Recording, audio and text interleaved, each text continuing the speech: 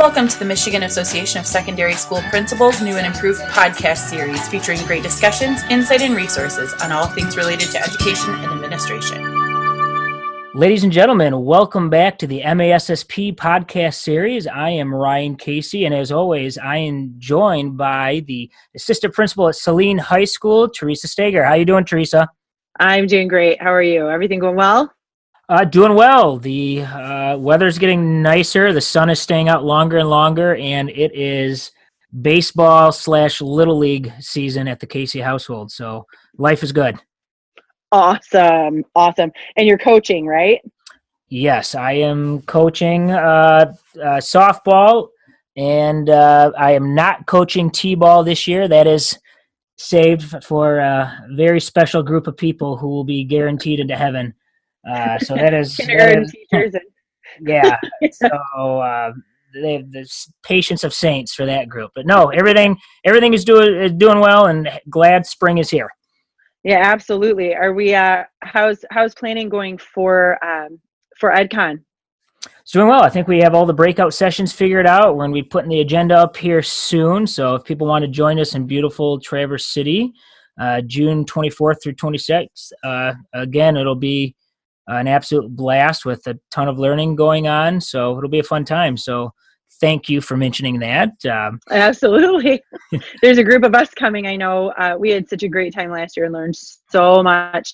And I think one of the things that we struggle with as secondary administrators is that we just don't connect as much as the elementary group does. And I from experience, because I was an elementary principal, I know that there were, even person to person, there was a lot more connection, and I just feel like we missed that as secondary educators. So EdCon is in a phenomenal place. It's family friendly, which I think is, a big deal for a conference, which a lot of places aren't. And it's at Grand Traverse Resort, right? Like, correct. There's not a better place to take your family. I don't know where there is. Yep, absolutely. If you can go, if you can swing it, you got to come and talk to us and podcast with us. That's right. Asking people to stop in. We want to hear personally from you what you're doing. So definitely come up there if you can make it happen. Yeah, that was a lot of fun last year, just grabbing a bunch of people as they came out of session. Yeah. So we're going to plan on doing the same thing more. So, I want to touch real quick on the last podcast we recorded. We had Matt Alley join us, who's also from MASSP. He's in charge of our student side of student leadership. And that was kind of our focus of the last podcast, was talking about different ways that administrators can reach out for students and get student leadership teams, clubs, and what that means, even beyond the typical NHS, National Honor Society, or student council, right? Like, there's so many more ways. Obviously, those are very powerful groups with long traditions in schools. But so that was a really great conversation we had, and talking to advisors and an actual student leader, see what they're doing. I'm just curious, what does that look like in your building in Saline? We are really fortunate in that we have a lot of students who are excited to lead. Sometimes a large amount of students who are excited to lead. We currently have, at last count, we have 82 student clubs. Holy cow. Student-led clubs and organizations. And these are all things that happen outside of the school day. So, that being said, to kind of set the stage for that, we do have, we have NHS, which is obviously a phenomenal group. We've got our student council, which does a ton. But our student council this year, which I'm really excited about, has created a student voice committee.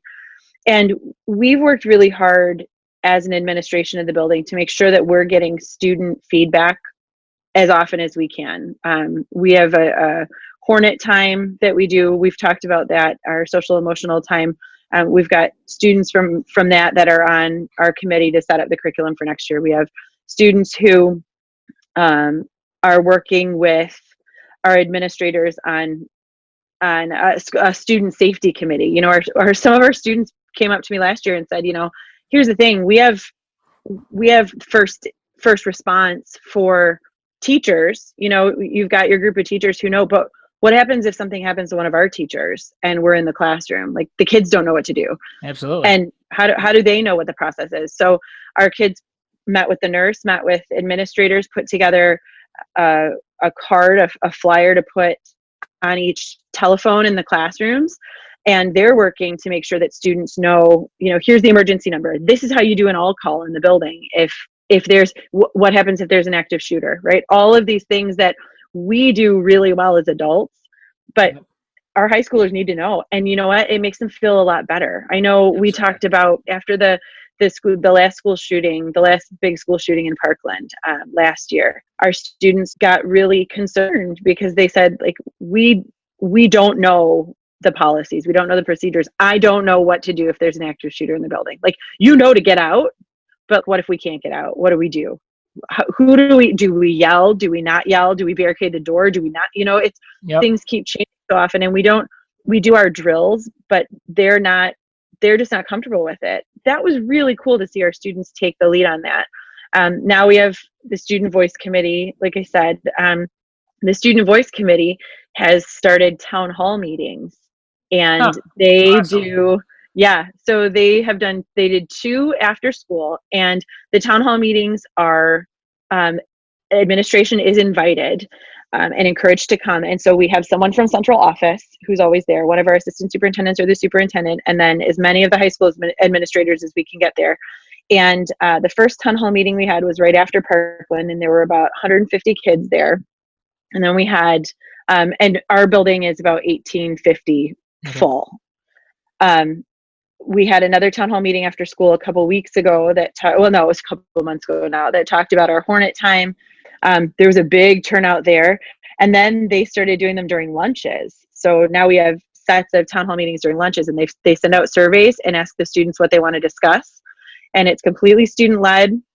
They're allowed to ask questions. It's cleared up a lot of things too, because there's obviously, when you've got, students, when you have administrative policies that come out, it's not always as clear as you want to make it.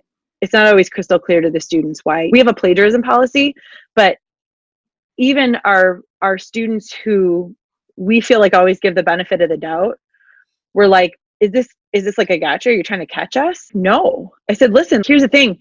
I'm starting my doctorate at a school. I said, I got my admission, I got my login, and the first thing I had to do was a module on academic dishonesty or academic integrity. And I had to pass it with an 80%. And if I didn't pass it, I couldn't do anything else. I said, you guys need to understand that there are complications. There are things that happen after you leave here. And we want you to be able to make those mistakes here with us so that we can help walk you through it, as opposed to just saying, oh, you get a 0, move on. That's the end of it. We're trying to teach you. We're trying to help you. And then understanding, well, did you know what the policy looked like before we revamped it? Well, no. Okay, well, let me tell you. Step 1 right now is like step -1 of what it was before. The step 2 that you have now was the initial punishment or consequence before.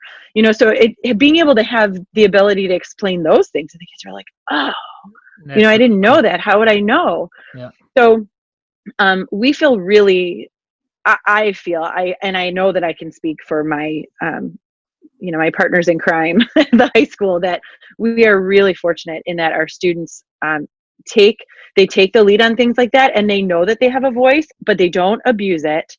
The more that we as administrators can work with our students to partner with them, make them understand that their voice matters, because it should. Everything that we're doing is for the students, so they should have a voice in this process. It's interesting. Some things that you shared there. A couple of things. Number one, you mentioned number 82. So you have 82 different clubs, leadership teams. That means you have 82 adults or advisors in some capacity that are volunteering their time, right? Which, that's awesome in itself. So that's really kudos to what Saline is doing. You really kind of hit on a couple things that I really like. So this idea that student leadership, and again, we're kind of continuing this discussion from our last episode, but how important that the idea of student voices in leadership and how much they really go hand in hand. And the fact that you have a club that's dedicated to that, and the idea of those town hall meetings, because we see it all the time in politics right now, right? Like that's a really popular method of giving your opinion, yet letting people ask questions. It's a popular format now. So I'm just thinking, like, man, what a clever way to discuss issues in a proactive and I don't know if efficient isn't the right word, but just what a professional way to go about it too, and responsible versus just putting things on social media. You know what I'm saying? Like what a clever and appropriate way to do that. So kudos to you guys for doing that. It really is. It's all of them, man. It is. And it's so, the thing that I love about all of these is any one of them for any reason could have gone badly, right? Like someone could bring up something that they're pretty salty about, or, you know, a hard issue, anything, but they're always respectful about it because, you know, we treat them like they should be treated.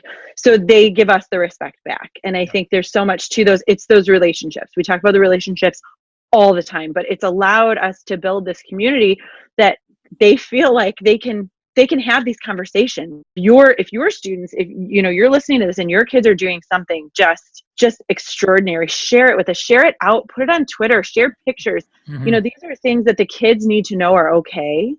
And they need to see positive examples of them happening.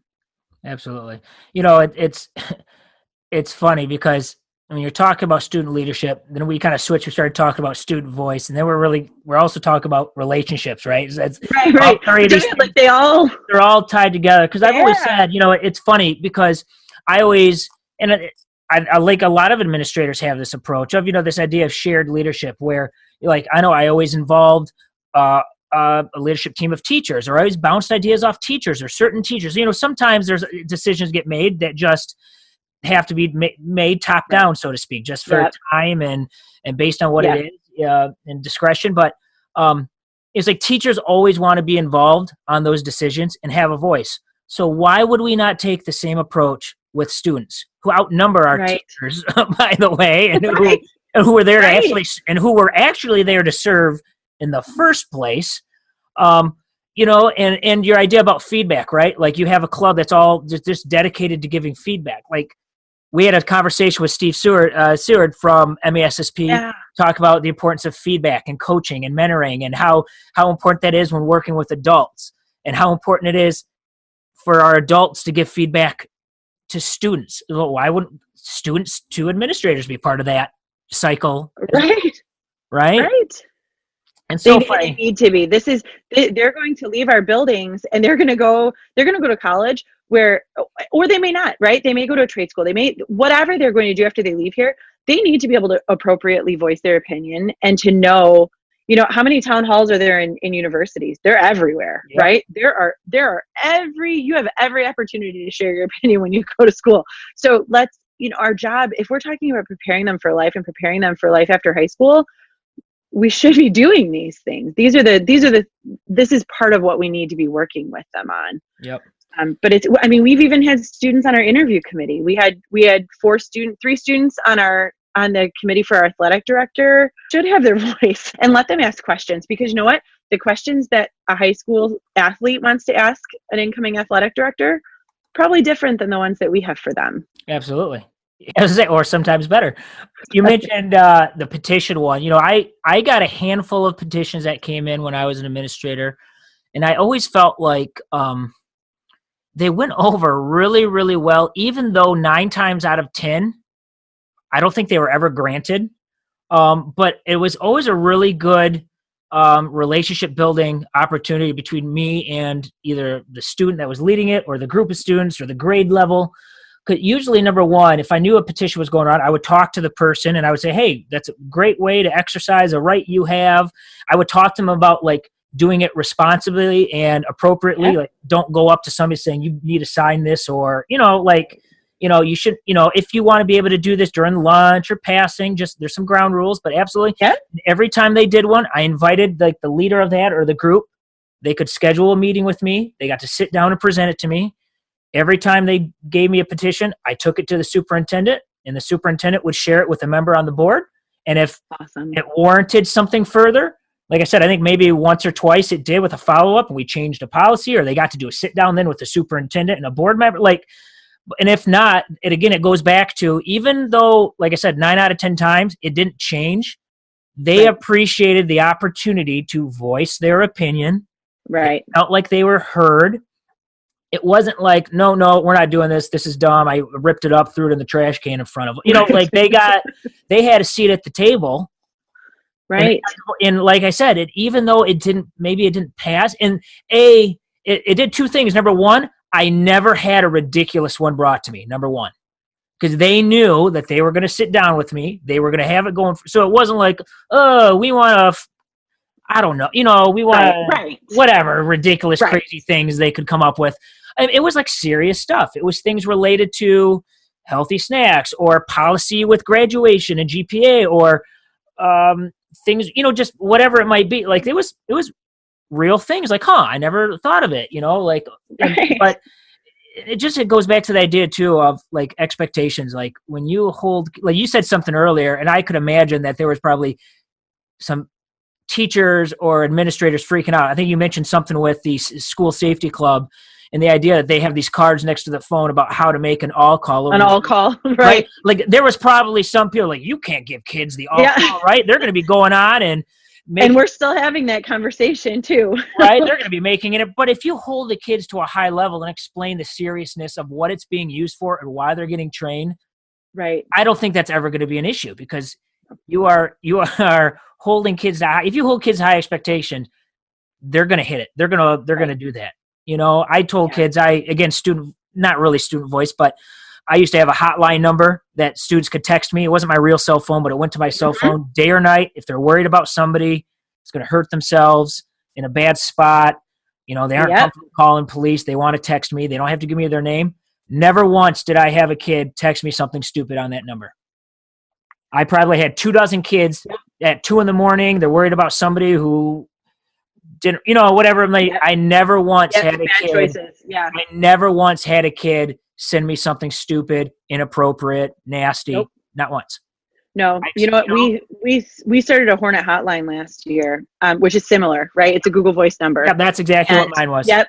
And it comes to, we set it up so that the, you can set the Google Voice numbers up so that when you get a message, it also comes as an email. Yep. And we have the email set to a distribution list that's, counselors, administrators, just the people who might need to take care of something. And we had one issue, and I think we've had, in the last year and a half, we've probably had 150 tips on a hotline. Yeah, but that's amazing. Yeah. And we've called parents, and said, listen, we received a message on the Hornet hotline. We're afraid your child may be in danger if it's 9:30 at night. And I have yet to have a parent who's upset about that phone call. Absolutely. No, yeah, same here. That's awesome. So I think that just fits right in with everything we've been talking about.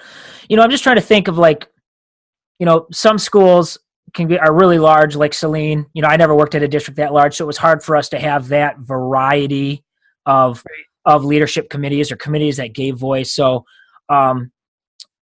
so we didn't, you gave a lot of great examples. I don't know if there's any more you want to share, but I'm just thinking, oh man, just literally a student voice committee or a feedback committee or, whatever it was. There's so many different ways that people can do this. I know we used to really focus on a couple different ways. Plus, number one, I was at small districts, so we didn't have a ton of advisors or parents that maybe were willing to help out. So one clever thing we did with baccalaureate, just because I know that's a sensitive subject for different districts, take different stances on that. Sure. Involved in religious events, which I totally get. So one way we decided to settle that was it was 100% student-led service. So although we always had an adult present because of being able to sign out the facility form and that sort of thing, not one adult was able to make a decision on that. They had to be the program was created, typed by students. They thought of who was going to speak. They came up with everything. They're just literally I don't want to say the word babysitting, but really, there had to be an adult there just to be able to help out if there's an emergency. But that was a way for us to empower students to lead, to have a voice. And it was awesome. It was packed, and just about every kid came anyways because they wanted to take part. Because it was their friends ran this, and again, just a way that can do things. Just and that helped us out, to be honest, just because we were a small community, so we didn't have a lot of opportunities. And there's just so many ways that they can be involved. You mentioned bringing kids on. Like, you don't need a club to bring kids to sit in on an interview committee, right? Yeah. That's awesome. Yep. Yeah. That's awesome. I used to have kids. This time it's late April as this is recording. This is the time everybody's looking at their handbooks, right? And that sort of thing. I always, when I did a handbook policy review, I kept notes throughout the year that kids would recommend. Again, kids bringing it in for changes, or parents, whatever it was. And then I would type up all of those items, and then I would do a sit down. We kind of did a couple different rounds with a teacher, coach, parent. I would have students sit on that handbook policy committee. Awesome. And we would go through the handbook change. All right, here's one thing that was brought up, page 42, section 2. What do you guys think about this? And we kind of decide as a group. And then that end result that eventually is taken to the board has gone through multiple different formats, different sets of eyes, different people. And it was just a different way to, involve kids. And again, give them a chance to lead, give them a chance to have a voice. And you talk about, we always say, you always hear, the best way to get buy-in from teachers, right, is to have it be a part of the process, right? Absolutely. How about the dress code? Let's talk about dress code for a second. Mm-hmm. If that's not every principal's nightmare, I don't know what it is. I hate not the dress code. I hate that there is a dress code. I hate that. Yeah. I hate that this is something that so many people are spending time on, right? It is outrageous. And what if you had your students on the dress code committee? What if you sat down with your group of students and said, what do you feel like is wrong with this? Absolutely. Or, a big thing for us is hoodies. Everybody loves a hoodie. I love a hoodie. I'm wearing my hoodie right now. But the hoodies over the head, right? Yep. I don't care if you have your hoodie on your head, but it's a safety concern because I don't know who you are if I can't see your face or your head, right? Once you explain that to the kids, absolutely, no big deal. But just saying, take your hood down. Yep. Why? What's the problem? But having those conversations and having a student or a group of students on the committee, having those conversations too, that word spreads, then it's less struggle that you've got fighting it later. And again, it does, it goes back to what I said about petitions. Even though the decision doesn't change, and we know this based on how we deal with adults, like when you discipline, right? You have to upset a parent. You explain the parent. You let the parent explain to you why they're upset. You explain to them the rule. You're professional. You're respectful. Right. You try and see it from there. You put yourself in their shoes. And they don't have to agree, but at least they go, okay, I understand. Most of the time, if they're rational people, and it's so. And the only other thing I want to add to kind of some of these ideas we're talking about is, whether you have clubs or not, is also keep in mind it doesn't always have to be the A+ kids. You learn a lot about the needs and empowering and the real a different type of feedback from the just the average Joe kid type of thing, or even kids who maybe are behavior problems maybe for you, or kids that don't make the best decisions sometimes. I remember we were really struggling one year. We did, the whole during homecoming week, the pep rallies and games, and it just got out of control one year. Just super, a group of seniors were being really inappropriate. They made a mess in the gym with things they brought in they shouldn't have brought in, and so I brought in a group of kids, and these were just kids that I knew had influence.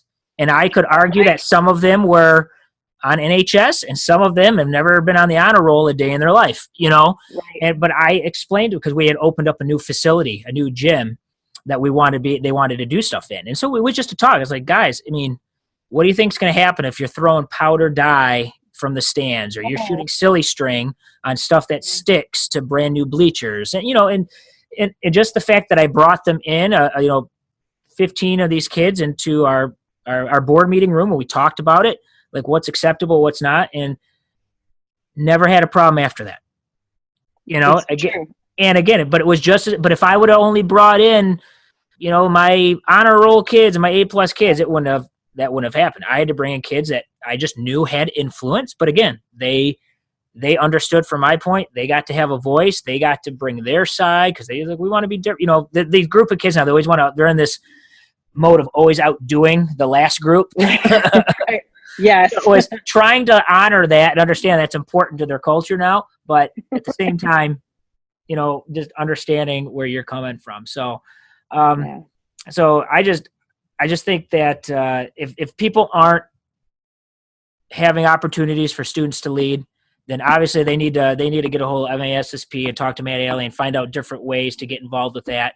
And hopefully listening or getting on Twitter and seeing, I see stuff every day, cool things that people are doing with students or student-led organizations or just different ways they're empowering their students with voice, that it's really easy way. And it goes back to, at the end of the day, it goes back to your building culture.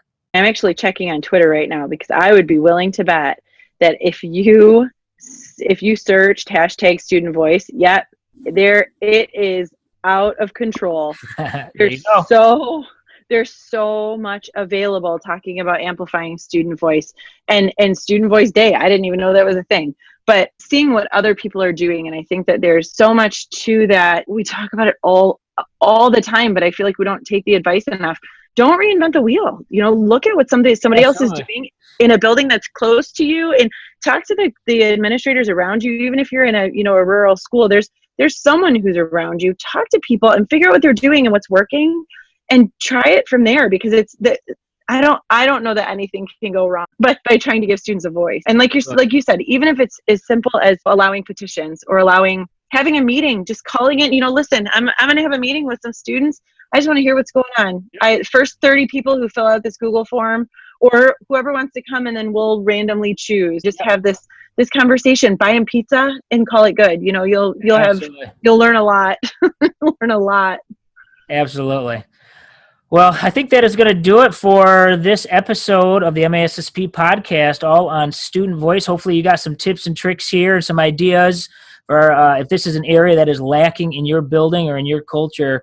I think this will absolutely help, especially as we're winding down the end of the year. You can start finding some kids that are going to probably be change agents or leaders in your building next year. So definitely start thinking about ways that you can start meeting with these kids and giving them a voice. Season 3 of the MASSP podcast is underway. This is our 7th episode, and we'll probably have a couple more for you before the year wraps up. Don't forget, you can check out all of the latest podcasts on the new MASSP.com website, and also on Twitter by following @MASSP. You can also follow Theresa Stager @Principal Stager. And as we mentioned at the beginning of the episode, if you want to come podcast live with Theresa and I, that'll be one of the very many cool things happening at EdCon June 24th through June 26th in Traverse City. You can register for that at the MASSP website. So thanks for joining me tonight, Theresa. I really appreciate it, as always. Thank you. It's a great time and good conversation. Thank you. All right. Take care, everybody. Thanks.